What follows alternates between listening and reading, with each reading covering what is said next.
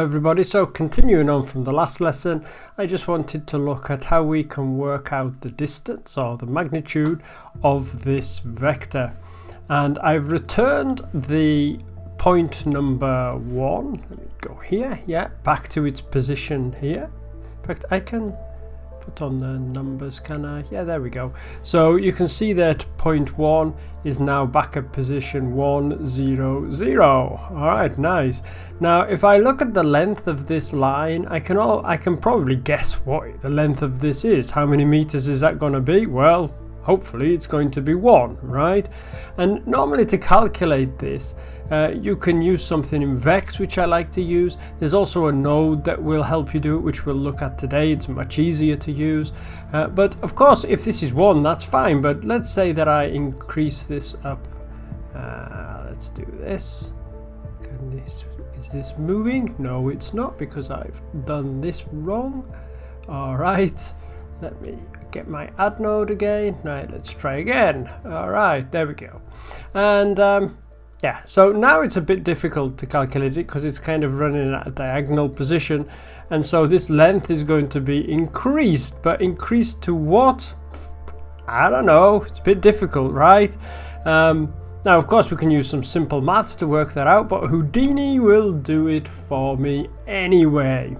As I said, in Vex you can use like a distance function in order to do that, but let's just do it using a simple measure node. So let's do that first.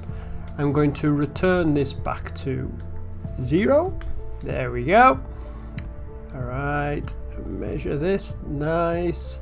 And what I'm going to do in this measure node is I want to make sure it's on primitives, because I wanted to calculate the length of this line. So I'm in primitives here in my geometry spreadsheet. This is points, this is primitives, and it says the area is 0, 0 because I'm not looking for the area. What am I looking for? I'll let you take a look at this list. Which one is it? Yes, it's perimeter and length. All right, so let's take that one. And this is now, perimeter is 1.0. Super. I'm even going to change the name because really we're looking for distance. All right.